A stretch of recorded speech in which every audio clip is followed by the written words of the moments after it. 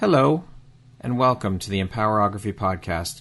This is a platform created for women's voices to be heard and a place to share their stories, journeys, and successes with the world for the purpose of helping other women who might be on similar journeys.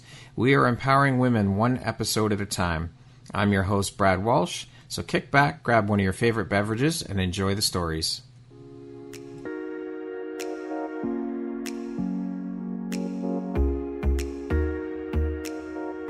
If you're looking for jewelry that makes an impact on your self-care routine and your style, Empowerography would like to offer you a discount code to one of our exclusive partners, Quartz and Canary Jewelry and Wellness Company.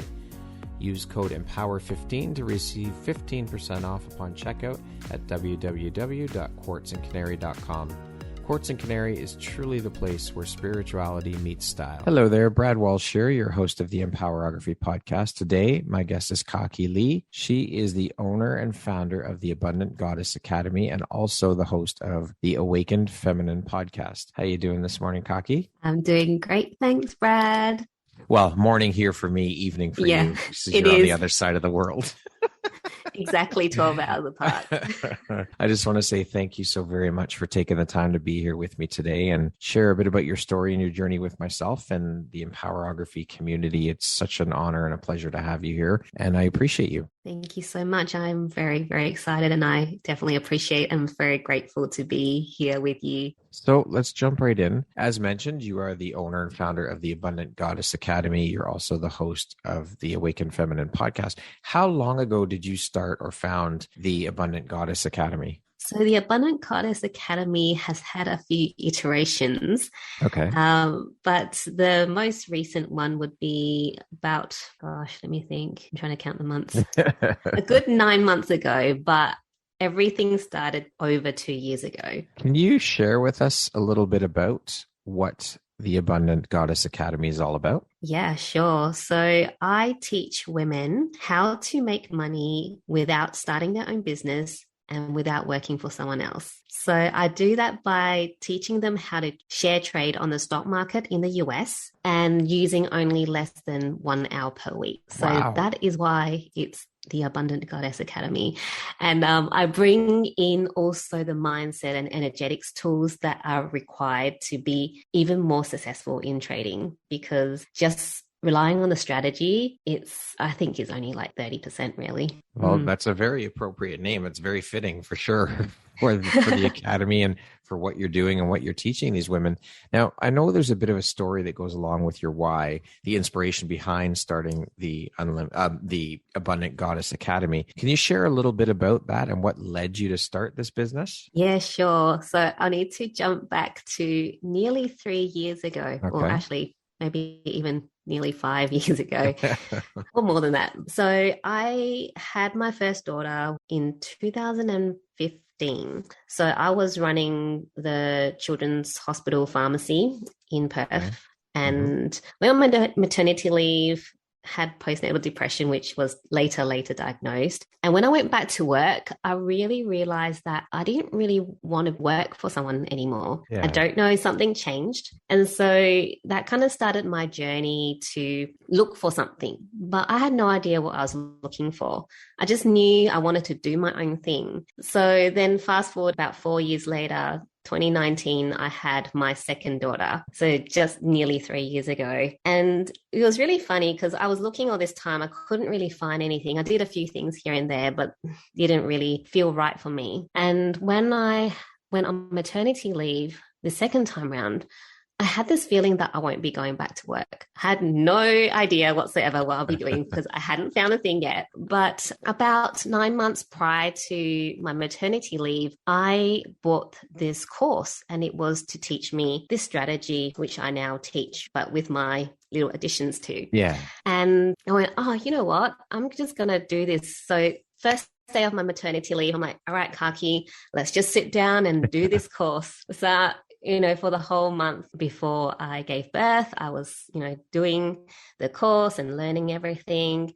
And I remember the night that I gave birth, I was talking onto the coach on the laptop, and he's like, "Hey, where are you? What are you doing?" I'm like, "Just had a birth, just had a baby." And he's like, "What?" I'm like, "Yeah, I'm in hospital. The baby's sleeping. What else am I supposed to do?" So yeah. And then, I started playing around with it and started actually trading my real money. And I went, oh, okay, well, this is working great. And then within 6 to 9 months, about 6 months, I started going, oh, I'm actually earning more per month than what I was earning at work.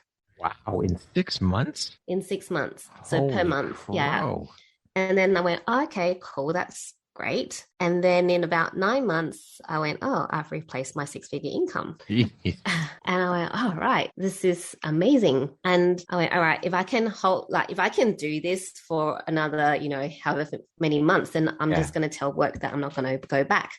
Because at this time I had already said to my boss, can I extend my maternity leave a bit longer? I already had the 1 year off. And so that's when I went, all right, everyone needs to know about this, because we've been programmed as a society to think that we need to work really, really, really, really long hours to make money, and that we need to just work really hard in general. Yeah. And I've just discovered this strategy where I don't need to do either of those things. Incredible. Now, so how did you come up with the idea to put your spin on it? I mean, let's say, why did you decide to put your, I guess, flavor or spin on that when you could have just really just taught what you just learned?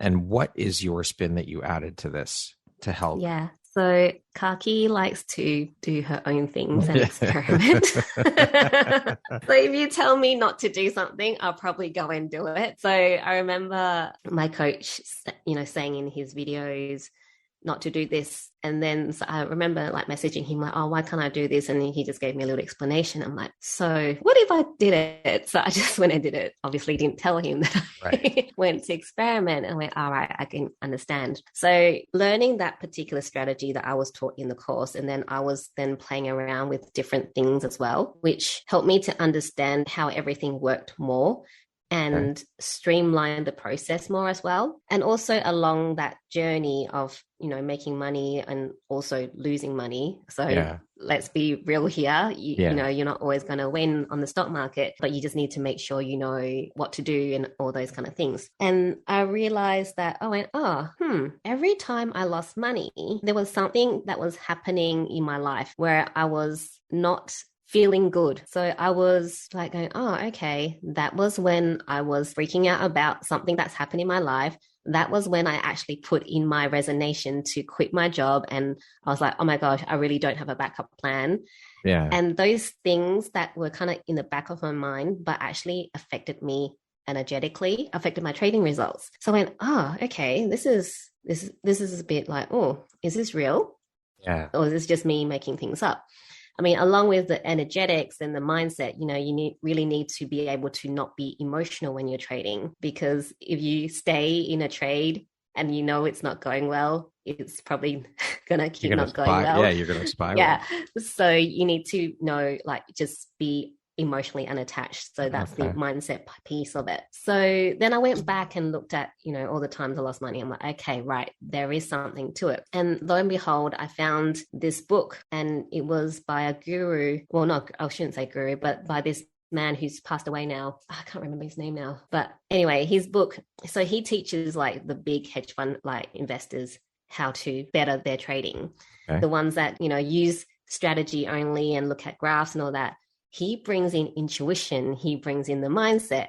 He brings in all those things. I'm like, oh, so it's not me just thinking this is something that I've made up. So then I kind of started looking into that. I went, oh, right, there's nothing on the market where you're teaching the trading, you're teaching the mindset and the energetics required to really boost how you go in your trading. Yeah. So that's why I've put it together, because there's nothing like that.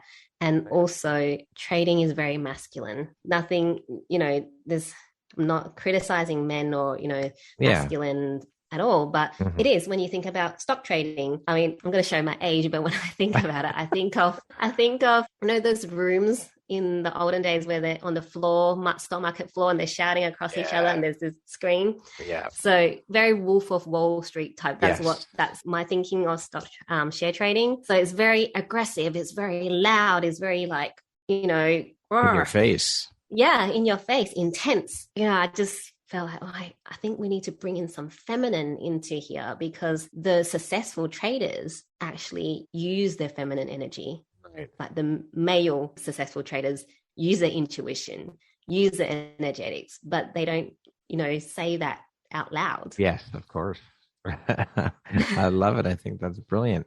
So how would you say then these experiences have helped you in your entrepreneurial journey in terms of the work you do with your clients, the experiences you went through personally from transitioning out of, we'll call it corporate, into entrepreneurship now, and what you've learned? Yeah, it's definitely helps a lot, because I can really see myself back then in them, like when they start with me. So it's very interesting that I think it's just how it works. You attract the people that need what you have. So I found that, people that have just started their spiritual journey as well. I mean, I don't just look after people that want to share trade, but a lot of them, they're starting their spiritual journey. So then I find, okay, cool, I can help them with that, because that was something that started when I had my daughters. It was becoming more spiritual and getting more in tune with myself. And even with share trading, because I bring in that mindset and energetics, and it's still considered a bit woo-woo, I guess, if you want to put it that way. So some of them are actually closet spiritual people.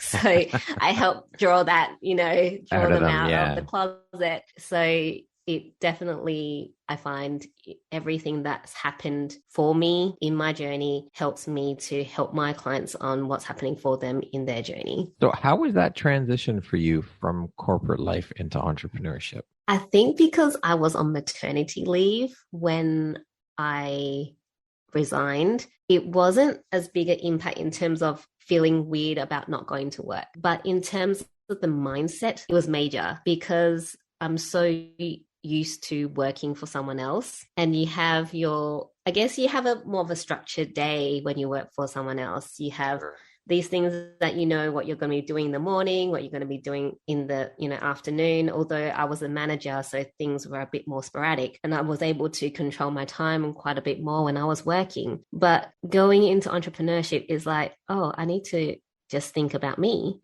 and look after everything about me. And I was someone that was very good at looking after other people. So the transition was very hard when I went, it's KaKi. I need to look after KaKi. And I've never looked after KaKi. So that was the bit that was very hard. Well, also being a woman, naturally women are nurturers, and they usually put everyone else before them. They put themselves on the back burner. So that would be a huge mindset shift for sure. Yeah. And it's still a mindset shift that I'm working through. No doubt. So do you work with only women in your business then? And if so, why have you decided to focus solely on women? I work with men as well, but my focus is more on women. Just a quick backstory. I just changed my business to the Abundant Goddess Academy. Before that, it was Unlimited Abundance Academy, because I wanted to be more unisex. But the Abundant Goddess Academy was the original name that I had before. So I just got in my head and went, I want to work with men and women. But really, I think being a mom, having gone through my journey, and also right now a lot of people in my space are women, or men like yourself who are empowering women or helping men discover their feminine. Right. It was like, it just feels so much better for me to focus on women. I can still work with men for sure. Actually really good with working with men, but it just feels so much more at home, I think, is probably that's what it feels. It just feels more natural, and that makes sense. That makes sense. So what type of person or client is your ideal client? Like, what things do you look for in a potential client before deciding to work with them?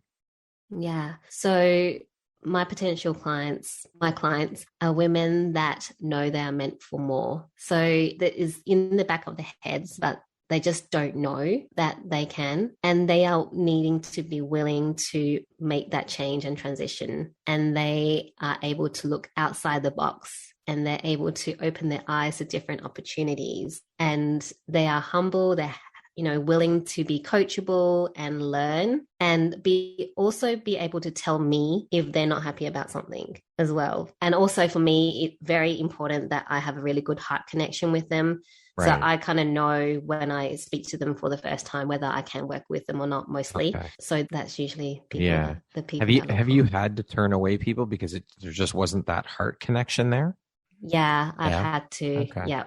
And how do you tell them that? Like, what do you say? I just tell them that I'm really sorry. I don't think I can help you at this time. And then I refer them to other people. So I don't want to leave them hanging because there's always someone for them. So for example, if people that just want to learn the strategy and I know that I can't work with them, like energetically, there's not that match. And I know they want to learn the strategy, I will refer them to my coach that taught me, because the course that you took. Yeah, the course, that I took, because he's not hands-on, is very much online, and there's support, but it's not support directly from him. Right. So then that works, for that person. Yeah. I love the name. Can you tell us a bit about how you came up with the name, where it came from for your business? The Abundant Goddess. Yeah. If I tell you it just kind of came through, does that work? Yeah, that's fine. That's, of course, absolutely. If that's how it came to be, that's how it came to be. Yeah, and that's how it came to be. So was the stock market, before you took the course, had you ever even considered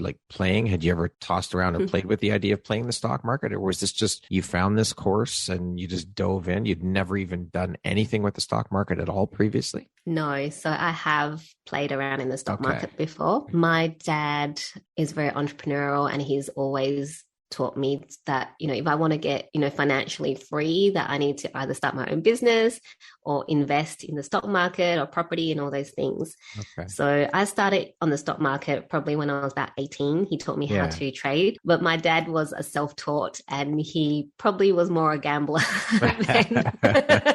than actually knew what he was doing. His heart was in the right place. His mind was in the right place. It's just that he was still needing to learn it himself. He's a lot better at it now. Right. And I've taught him to use his I was going to say, have you taught him? Yeah, I've taught him to use his intuition. And then he'll come and tell me, he's like, I listened to my intuition and, blah, blah, blah, it worked. And then the next time, I didn't listen to it. And then I lost money. I'm like, There you go. There's the proof. The proof is in the pudding, as they say.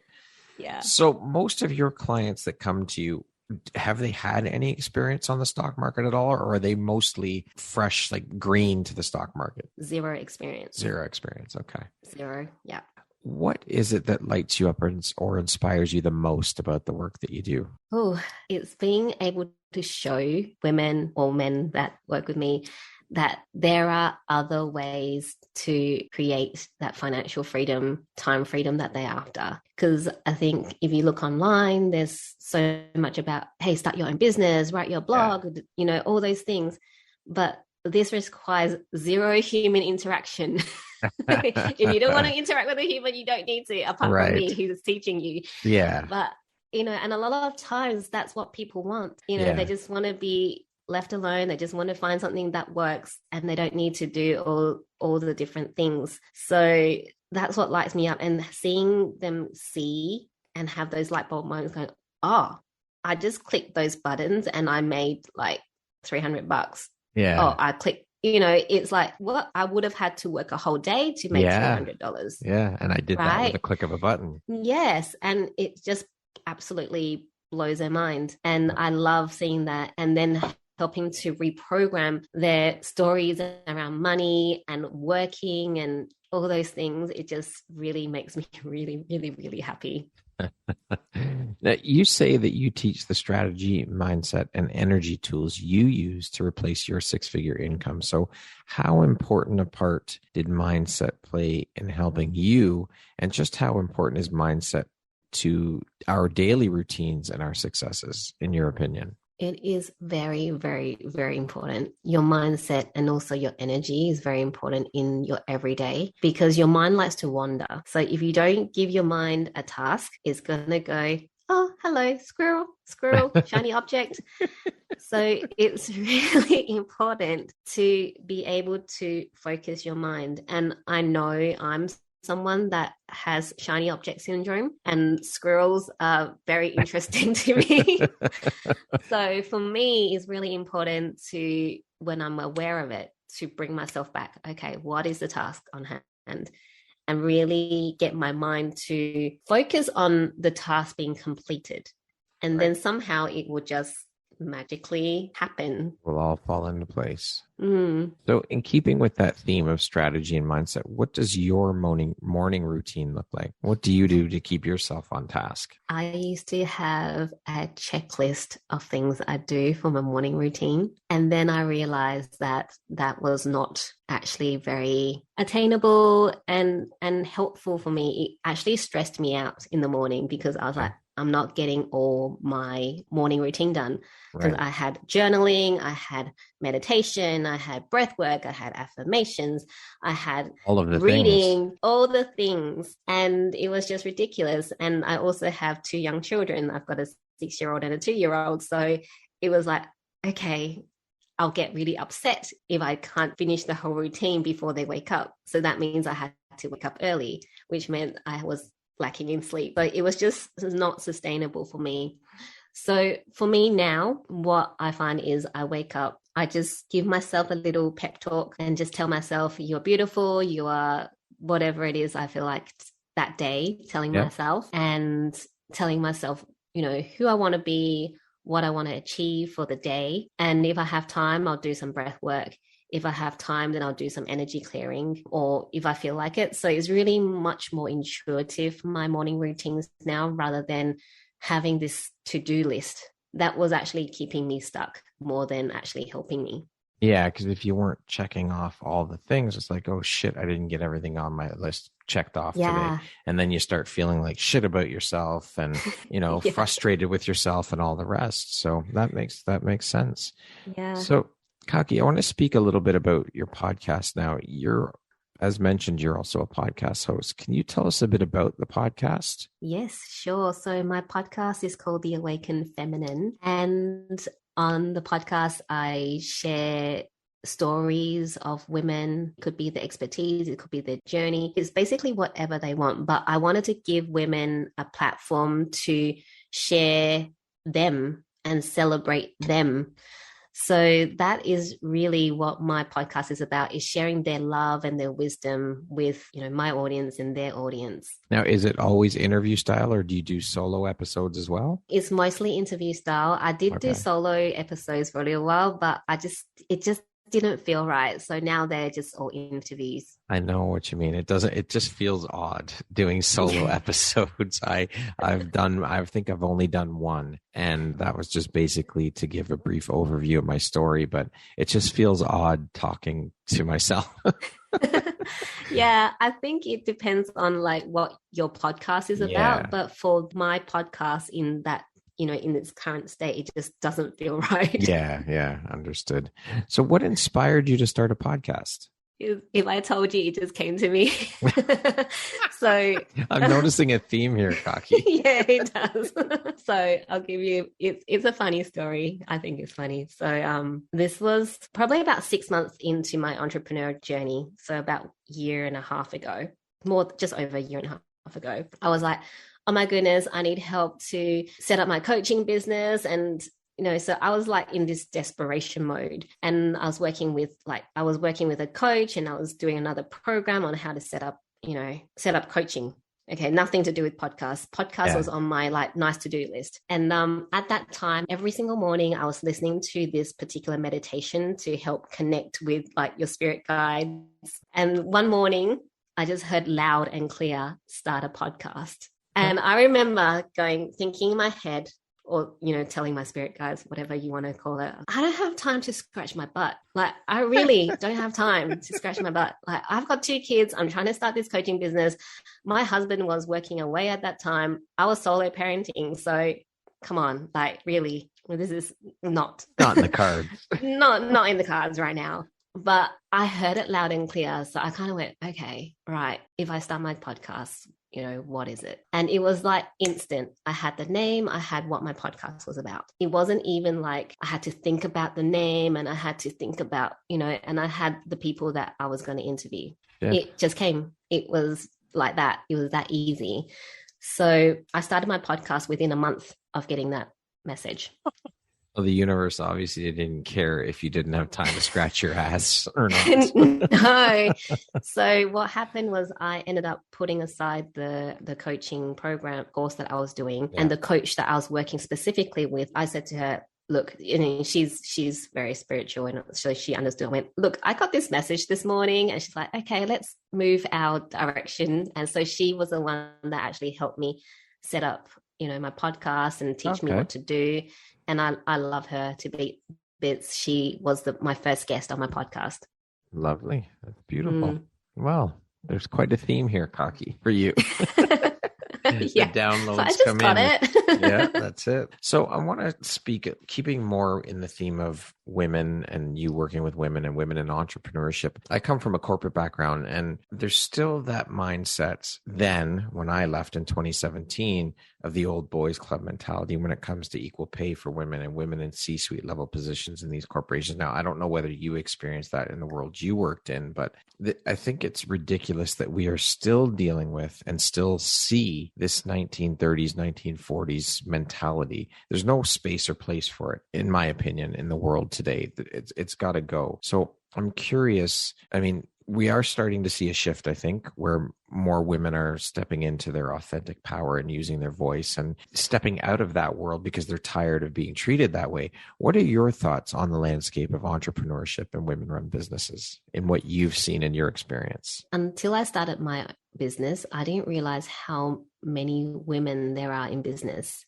right, and how many women are rocking it in business. There is definitely still I find still, the big names out there are still very male or they're men. But I'm finding that, I don't know if it's maybe Facebook algorithms or Instagram algorithms, but I definitely see more women on, in my life, in the entrepreneurial space. So I think that definitely is, shifting. Women are like, I want to take back my power. And I want to, step into my calling and, screw the 9 to 5, screw that C, all that. I can do this on my own and get paid more. And, I've met these women, I interview these women. So, but in terms of for me, while I was working, because I work for the government, everyone, male and female, get the same pay. So I never actually experienced that, but definitely in terms of discrimination after you've had kids going back to work as a woman, that again should not exist. Oh, it could. Absolutely. It's ridiculous. Well, it's great to see that things are starting to shift. And I think COVID played a big part in starting that shift. I mean, I'm sure the shift started before that, but I think COVID really shone a light on that. And women are realizing, you know what, we don't have to live this way anymore. We don't have to take this shit. We don't have to put up with this anymore. There is another way. And I think we can generalize that as well for people. I think people really have awakened and thought, we don't have to put up with this shit anymore. We don't have to live this way anymore. What we've been conditioned and how we've been conditioned to live this way is drastically changing. And COVID, I think, played a huge part in bringing that to light. Yeah. And I've talked to a few people where we call that the gift of COVID. Yeah. Because it's really allowed everyone, men and women, to pause and reflect on what they actually want in their lives, because they had no choice but to kind of look at their lives because they were stuck at home with kids and working. And it's like, well, I can create a better lifestyle than what I was doing. Yeah, definitely. KaKi, what do you think your unique skill set or superpower is that's helped you become successful? My unique superpower, I think, is that I'm generally very kind and helpful. Okay. So that, and I really believe that when you are a good person and you help other people, you receive that back, tenfold or more. And that definitely has been one of my superpowers, because I am someone that is helpful. I get a lot of help in return. But in terms of what I'm doing for my business, I'm really good at listening, and I actually have this ability to see through people's bullshit. So if my clients are telling me something, I'll be like, okay. And then we'll talk about it a bit more. And then they're like, okay, fine. The truth comes out. And I don't do it in a way that makes them feel bad about themselves. I think that's a skill, because I know people that are blunt, or people that, I have a problem with coaches that tell people that they're not good enough, or that they need to do certain things.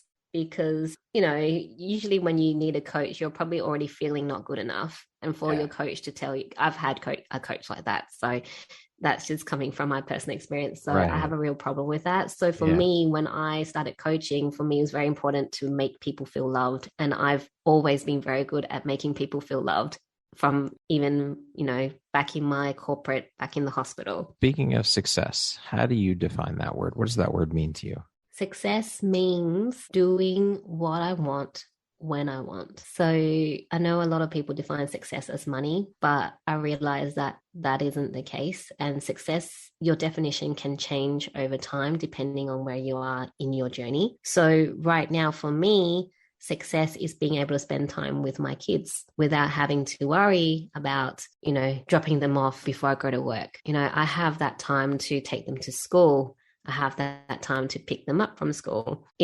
For me, that is success, because I can actually do that because of, you know, of my business and, you know, my trading, all that kind of things. Yeah. So whilst people might go, oh, well, you know, isn't the success part your business or your trading? No, because for me, the successful part is actually the time and the quality of my relationships. So that's success for me at the moment. What was a turning point in your life and how did that affect you? The turning point in my life was when I actually went to get help for my postnatal depression. Yeah. So after I had my first daughter, I was depressed, but I didn't know it. I was one of those high functioning depressed people. And I think there's still such a big stigma around depression and mental health. Absolutely. Yeah. So I didn't want to believe that I had depression. I felt like shit. You know, I don't know why. I was really upset and just hated myself all the time and hated my husband, and just, you know, sometimes thought about, you know, running off with my child, or, you know, running off and into the ocean. Yeah. But, you know, I just went, oh, that, you know, why am I even thinking those things? That's just stupid. You know, my life is great. On the outside, everything's perfect. So I didn't really get diagnosed until my daughter was, how old was she? About 2.5, when I went, I actually need help, because I started crying every single night and my husband's like, whoa, what is happening? So that was a big turning point for me to actually accept that there was something wrong and start looking for help. And that's also the time when I started, you know, understanding, like when I started getting into energetics and spirituality as well. Yeah. Interesting turn.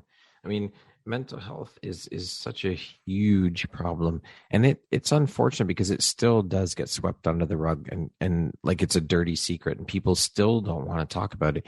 Even in today's day and age, with how many people around the world suffer from it, it is still frowned upon or looked upon as something terrible and that shouldn't be talked about. And I mean, I think that we have progressed in the way of it is starting to be talked about more than it used to. Like when our parents were younger, our age or younger, and going through things like that, it was definitely not discussed at all back then. But I think we still have a long way to go. Yeah, for sure. I mean, I remember my brother had depression when he was a teenager, and my parents' reaction was, what the hell is depression? Yeah. Like, you just get on with it.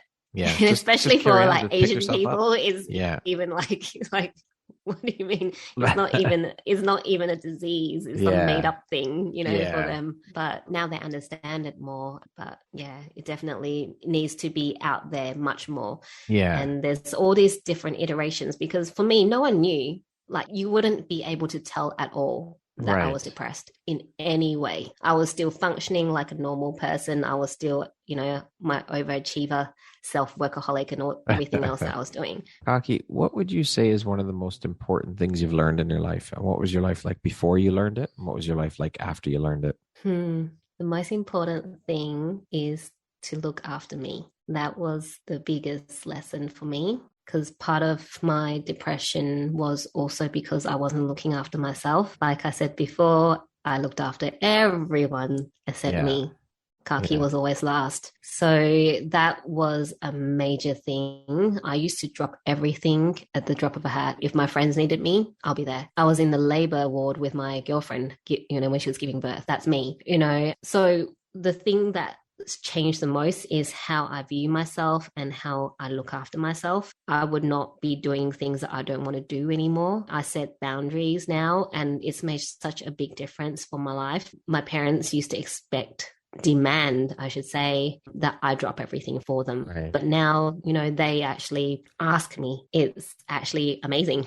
Yeah. That nothing, I'm not criticizing my parents at all. That's No. How the relationship has been, and Yeah. how it's definitely changed my life. And even like with my kids, being able to set boundaries with them and for them to set boundaries with me. So it's not just me that is, that has improved, but I can teach that to other people. Yeah. Yeah. What does the word empowerment mean to you? When I think of the word empowerment, I think about giving power. So empowering others is giving power to others, not in the sense where they are authoritative and like, right. Putting that kind of power over you, but giving them the power to be themselves without fear of judgment, giving them power to be confident, giving them power to do what they want to do and not what other people want them to do, giving them the power to think for themselves. So when I think of empowerment, that's what I think of. What do you do to keep yourself inspired every day and to inspire others? I like reading. So I do quite a bit of reading. Audiobooks now are more my friends because of children. time constraints. Yeah. And keeping me inspired, really getting back to why I'm doing all the things that I do. Because I think when I started trading, I was like, when am I putting myself out there to, teach other people? I could just not do that. But for me, the big thing that came to me was that I'm here to help others to do the same thing as me, whether it's exactly the same or similar, to know that there's other ways. So that's what really inspires me, is bringing that back. And also the other thing is having time with my children. They're little at the moment and they're not going to be little forever. That's right. The time goes by very quickly. Yeah. And they inspire me every day because they teach me every day how to be, a better version of me, because they are my biggest teacher, my biggest mirror. So that's what keeps me inspired and keeps me going every single day. I love that. We're going to jump into a little rapid fire section here. So the next grouping of questions just be 1, 2, 3, 4-word answer type thing. Okay. Okay. Would you rather have more time or more money? Time. If you were writing your autobiography, what would the title be? Ooh, that's a hard one. I always call it The Awakened Mum. What was your dream job as a child? My dream job was actually to be an actress. Wow. Did you ever pursue anything like acting classes or anything like that? Nope. Okay. It was just a dream job. All right. It was just a dream job. How would you describe yourself in one word? Kind. If you could teach the world one thing, what would it be? Self-love. What's one thing you want but cannot buy with money? Well, time. More time. Yeah. What is one of your favorite entrepreneurial books? I don't think I have a favorite entrepreneurial book, but I do have a favorite book that shifted everything for me. And that was The Super Attractor by Gabby Bernstein. That really shifted a lot of things for me and helped me connect with, sorry, this was supposed to be like 3 words. No, that's okay. No. But yeah, it helped me connect with spirit. Okay. That concludes our rapid fire section. Now back to our regularly scheduled program. What is one thing you know now that you wish you knew when you started your entrepreneurial journey? To get help. That's a big one. People have such a hard time asking for help. Yeah, because that would have solved a lot of problems a lot earlier on. And I found that people are more than willing to help out. All you have to do is ask. I mean, people aren't mind readers. You have to ask. And listen, I mean, a big part of that, I think, is fear of being rejected. But really, the worst thing that can happen is they say no. And it's okay, say no, that's fine. And move on. There's always going to be someone out there that will be willing to help you. Yes, exactly. And I've found that there are so many people, just like you said, that are willing to help because they've been where you've been. Exactly. Who in your life has had the biggest impact on you and why? Oh, the biggest impact on me, I'll say it's my dad, because he's taught me so much about entrepreneurship, mindset. My dad is very ahead of his times, I think. Probably my mum and dad on par. And for someone from their generation that grew up in poverty, they don't think like someone that is, grew up in that kind of environment. Yeah, so they've made the biggest impact on me, and a great impact at that. If you had the opportunity to sit down and have a 1-hour conversation with one woman, any woman in the world, who would it be and why? Right now in my life, there's a lady that I look up to a lot right now, and her name's Adriana. You know her as well. Yeah. And, in this season of my life, she is definitely someone that I would just love to have a conversation with, just to understand how she runs such a successful business, and, how she balances everything, and how she's still so loving to everyone around her and so helpful. Like, she's like an angel that runs business. She's got the angel part, and then she's got a successful business part as well. And it, for me, is like, well, how does this woman do it? So that's a person that I would love to. She is one of the most beautiful human beings I have ever met. She is so incredible. Her willingness to support and help people is like no other. And she's a badass at business too. She kicks ass, and she doesn't take any shit. Yep. She's amazing. She's a truly phenomenal human being. Yeah. I love her so much. I think everybody who knows her loves her. I mean, to know her is to love her. Yeah. If you could go back and give your younger self one piece of advice, what would that piece of advice be? Don't let other people's opinions affect your judgment of yourself. That plays right into the whole mindset piece, which is what we've been talking about throughout this common thread of this conversation. Yeah. It's such a big thing, because a lot of times we don't do something, or we do something is because of what we think other people will think. Absolutely. And that's ego, because I can almost guarantee you more often than not, people aren't even thinking about you. They don't give a shit. Yeah, it's nothing to do with you at all. It's ourselves getting in our own way. Yeah, and you think you're so important that they're thinking of you. You're right. Yeah, 100%. Lastly, KaKi, if you were to deliver your last 30-second speech to the world, like your corner of the world, your people, your tribe, what would that last 30 seconds sound like? What would you say? What words of wisdom would you impart?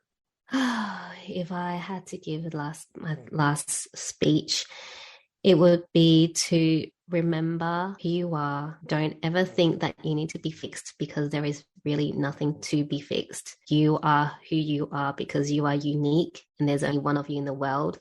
Don't let others tell you who you should be. Be who you want to be who you are, because that is the most important. And it all comes down to loving yourself and knowing yourself more than anyone else knows you. Beautifully said. KaKi, thank you so much for taking the time to be here today. I have truly appreciated and enjoyed this conversation thoroughly. You are an incredible inspiration. Keep shining your bright, beautiful light onto the world with all the work you're doing to help women step into their authenticity, step into their power, find their voice.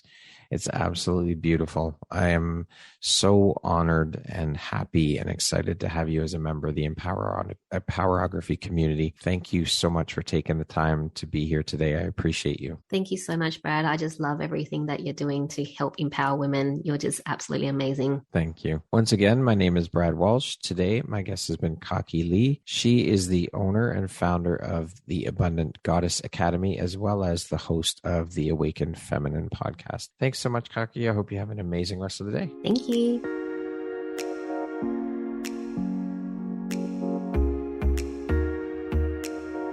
Thank you very much for listening to this podcast. If you haven't yet, please be sure to subscribe, rate, review, and share with all your friends. You can find me at viseuphoria.ca and follow me on Instagram at Empowerography Podcast and on Facebook at Empowerography. Please join me next time for another inspirational story from yet another amazing woman.